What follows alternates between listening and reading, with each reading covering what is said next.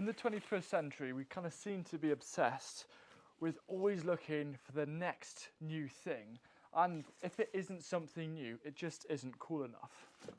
But we all know that new isn't always better. So all of this noise looking for the next big thing seems to distract us from what usually are the simple answers that solve the problems we're looking for.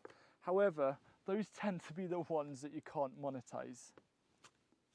So you'll be pleased to know that the secret to a highly productive vegetable garden doesn't cost you anything at all. It relates to my 2022 gardening mission statement, which I revealed in my last video, which is to grow for flavour, not productivity, with the secret to prioritise your taste buds so you can enjoy incredible yields and a lot of fun in the garden. But why does this work so well? When you focus on what you enjoy eating the most, three things suddenly happen.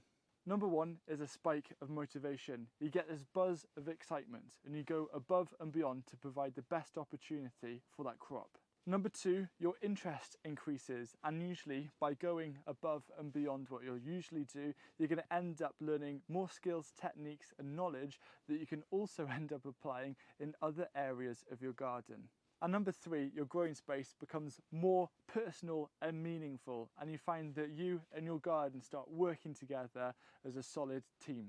The end result? Well, you're going to get a step closer to an ever more productive and fulfilling garden. Now I need to just quickly jump in and say that homegrown produce is always going to taste better than what you buy from the supermarket, because in a supermarket, produce is paid by weight, not by nutrient density. But to paraphrase Mr. Masanobu Fukuoka, author of the One Straw Revolution, you can't separate nutrient density from flavour. Now the reason why homegrown food tastes so good is because you harvest it when it's meant to be harvested. At peak ripeness and freshness, harvests have their optimum nutrient density. However, if you store these even in the fridge, those nutrient levels start to reduce quite rapidly.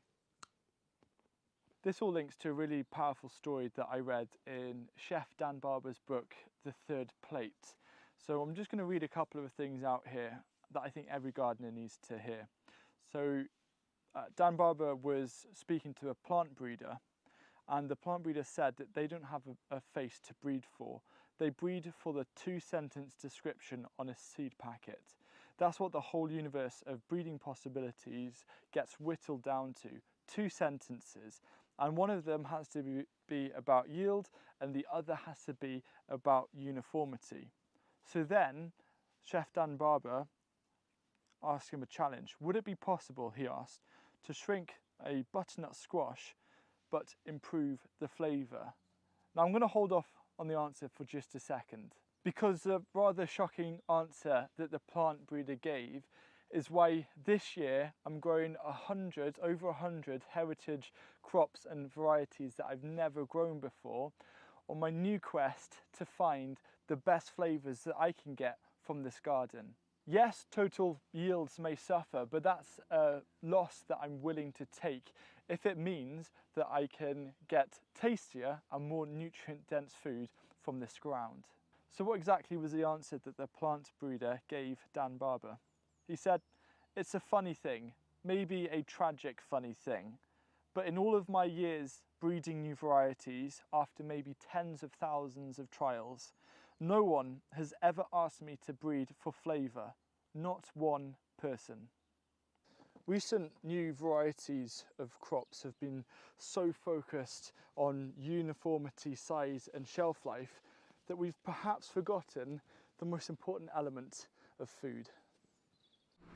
To help me back up the case for flavour, I popped over to SY23, a Michelin star restaurant, to ask the head chef Nathan Davis a question. What's the most important part of your menu? With us here at the restaurant, we're very focused on ingredients. Ingredients across the board, and different ingredients, that's things that we might not necessarily come across in everyday life. So we've just been experimenting with a grain that we've toasted and turned into a type of tea, which is a Korean thing, and that's just one ingredient that is very local to us It's a heritage variety of grains, and it's an ancient grain. So that's one example of where we're looking at ingredients. But ingredients across the board, it has to be special to go on our menu. We're very lucky that we have a set menu, that we dictate the pace and what it is. So by doing that, it opens up the window of being able to get the best possible small producers, heirloom varieties or heritage varieties of different ingredients that are unique and lend themselves to cooking in a special way. So which is most important? Is it how a vegetable looks, or is it how it tastes? In terms of the way it looks, we don't care. We absolutely could. We can make something that tastes delicious, very beautiful to look at, quite straightforward, but fundamentally it's flavour. As gardeners, we have this incredible opportunity to celebrate taste and to not be restricted to supermarket shelves. However, I do completely understand the benefit of growing healthy amounts of staple crops. To marry your core staples and then exquisite taste together, I'm going to read a really short extract from my upcoming book about the dual variety list method to make sure you tick both boxes. So every gardener should consider having two separate variety lists for reference when making a planting plan or putting in a seed order. The first consists of your staples, a hero variety for each crop that is tasty, easy to grow, consistent and abundant. On the second, specials list, are the more unusual varieties that will add magic to your garden as well as excitement to your cooking. Dedicate a bit of space either at the end of a bed or even in a bucket to grow one or two heritage varieties that seem to really interest you, because at least for me, the excitement and anticipation of trying and eating that new variety is along the same lines as harvesting that first tomato of the season. The reason why heritage vegetables taste so good is because our ancestors selected for flavour and used taste as a measure of success. However, today, success is very much measured by total yields.